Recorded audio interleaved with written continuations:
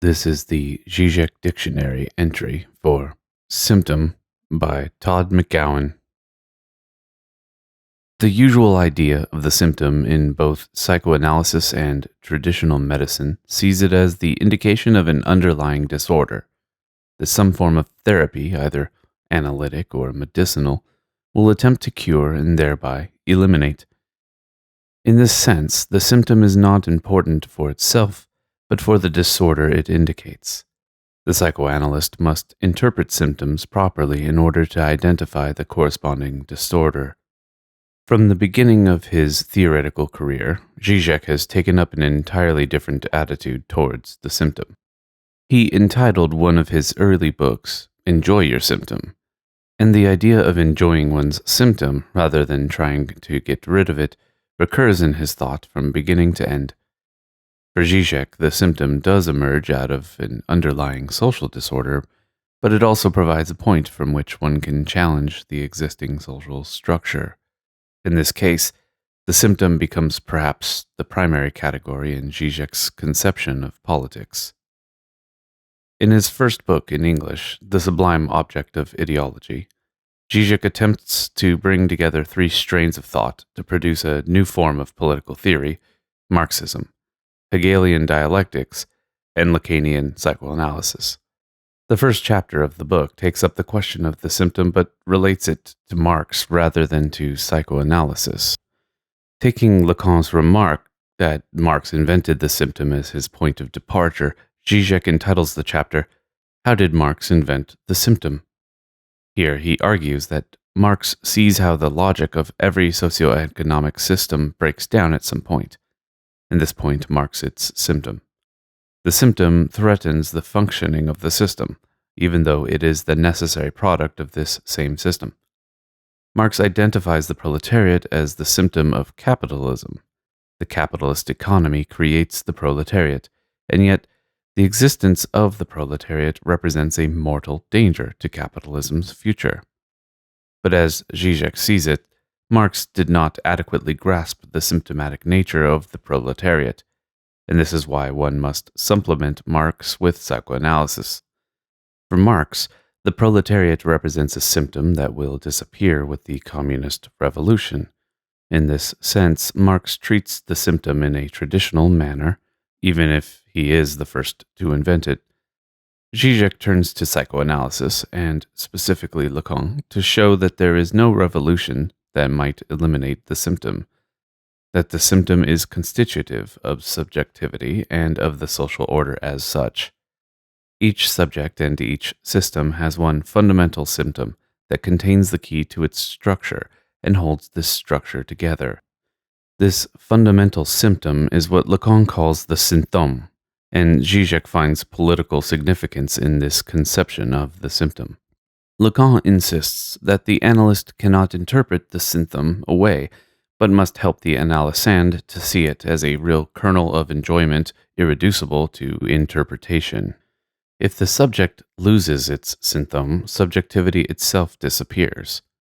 The symptom thus becomes, for both Lacan and Žižek, the specific symptom that one must identify with and enjoy.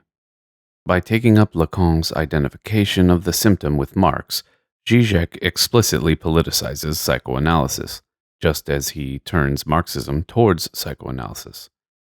Grasping the proletariat as the symptom of capitalism allows us to understand that the symptom is not just a hiccup in the functioning of the system, but also the embodiment of the system's universality. Though the symptom does not fit within the logic of the system, it expresses the truth of the system that confronts the system in an external form. The symptom is excluded, and yet this exclusion reveals what the system cannot admit about itself.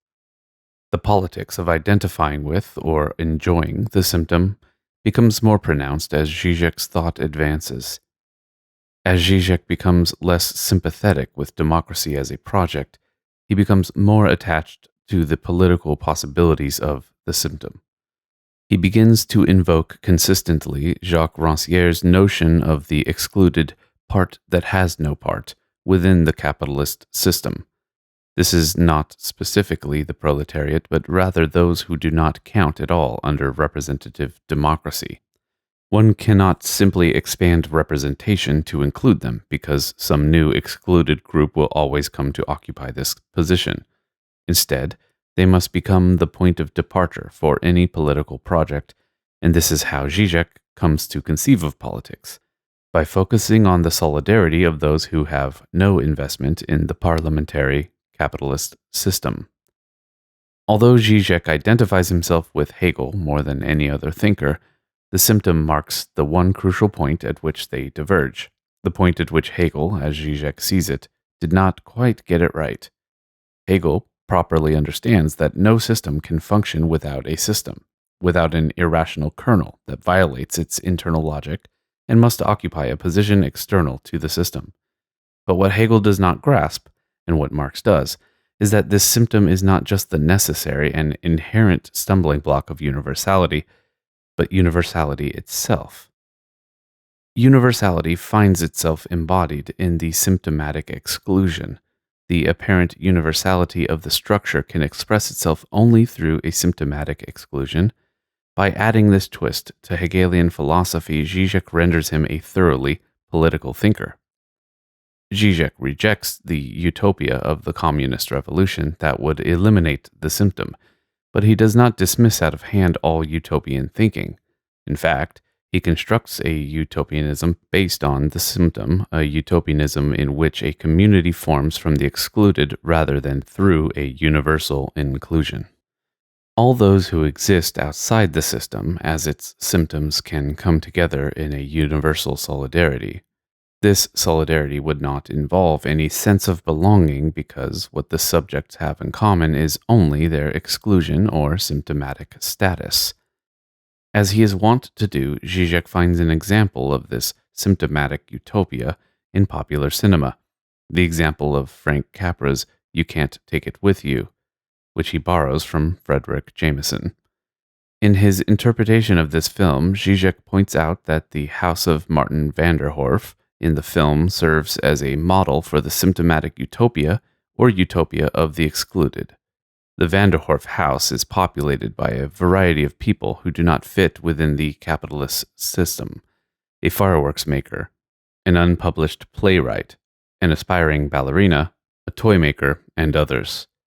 Not only does the house bring together various oddballs who make no productive contribution to capitalist society, it also stands in the way of a huge development project, and Vanderhoff refuses to sell the old house to allow for this development. The house itself is a symptom, and everyone in it has a symptomatic status within the capitalist economy because they reject productivity and accumulation for the sake of their singular form of enjoyment. In You Can't Take It With You, we see the possibility of solidarity among excluded, a symptomatic solidarity, and this is a way of seeing beyond the constraints of thinking in terms of either representative democracy or fundamentalism, which appear to be the only alternatives in today's political landscape. If the symptom has a privileged status within Žižek's work, it is because this concept enables him to find a new political terrain. As Žižek sees it, the great error of both Marxism and some strains of psychoanalysis has been their determination to escape the symptom.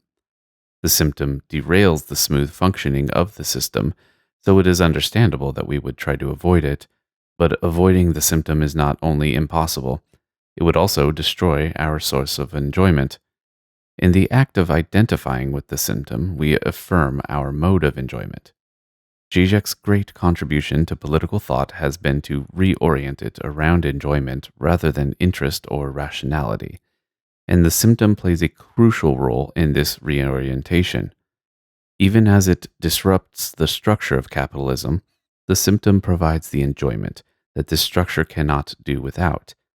Identifying with the symptom highlights the necessity of this enjoyment and carves out a political path that promises to augment our enjoyment. But Žižek's political project also reflects the unsurpassable limit that inheres within the symptom. The symptom is the expression of the impossibility of the completion that haunts every system. If utopia involves solidarity around the symptom, this form of utopia will never cease stumbling over itself. Rather than a politics in which we overcome the obstacles that inhibit completion, Žižek proposes a politics of the symptom in which we identify with these obstacles. As a result, there is no political cure to social antagonism.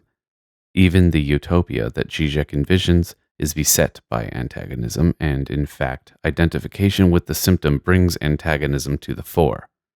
The difficulty of Žižek's politics of the symptom lies in his insistence that no cure of the underlying political disorder can rid us of the symptom. The symptom is here to stay, and it will remain an obstacle to all political projects. By transforming the obstacle into its own form of politics, we can rethink the form that politics takes, but we cannot eliminate the obstacle's inevitable disruptiveness.